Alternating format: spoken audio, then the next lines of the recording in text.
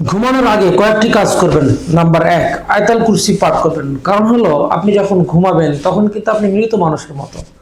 যখন ঘুমিয়ে থাকবেন শয়তান আপনাকে ওসওয়াসা দিবে, ধোঁকা দিবে, আপনাকে কুমন্ত্রণা দিবে এবং ঘুমের মাঝে আপনাকে ডিস্টার্ব করবে। এই জন্য আয়াতুল কুরসি পাঠ করে আপনি ঘুমাবেন, দেখবেন আপনার ঘুমটা অনেক শান্তিময় হবে এবং ঘুমটা আপনার জন্য খুবই কল্যাণময় হবে। সূরাতুন নাস পাঠ করবেন, সূরাতুল ফালাক পাঠ করবেন, সূরা ইখলাস পাঠ করবেন, দেখবেন আপনার ঘুমটা এত আরামদায়ক হবে আপনি কল্পনাও করতে পারবেন না। আরেকটি কাজ করবেন, সেটা হলো যে ঘুমানোর আগে কালিমা পাঠ করবেন। কেন কালিমা পাঠ করবেন? কারণ হলো যে কালিমা, দুনিয়াতে যত শব্দ রয়েছে সমস্ত শব্দের মধ্যে সবচেয়ে উত্তম শব্দ হলো কালিমা, এবং যার মৃত্যুর আগে শেষ কথা হবে কালিমা, সে জান্নাতি। সুবহানাল্লাহ, আল্লাহু আকবার।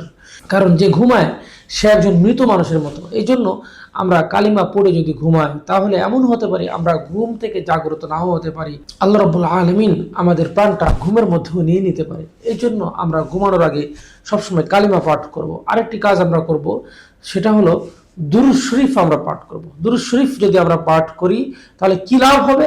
ঘুমের মধ্যে আল্লাহর রাসূলকে স্বপ্নে দেখাটা নসিব হওয়ার একটা সম্ভাবনা থাকে। আর আল্লাহর রাসূলকে যারা ঘুমের মাঝে যারা দেখবে সে জান্নাতি। এজন্য আমরা ঘুমের আগে যদি এই কাজগুলো যদি আমরা করতে পারি, নিঃসন্দেহে আমাদের ঘুম ভালো হবে। এবং যদি আমরা ঘুম থেকে আর জাগ্রত নাও হই, আল্লাহ রাব্বুল আলামিন এই ঘুমটাই আমাদের নাজাতের উসিলা হবে। আল্লাহ রাব্বুল আলামিন আমাদের সকলকে সহিহ বুঝ দান করুক, আমিন। আসসালামু আলাইকুম ওয়া রাহমাতুল্লাহি ওয়া বারাকাতুহু।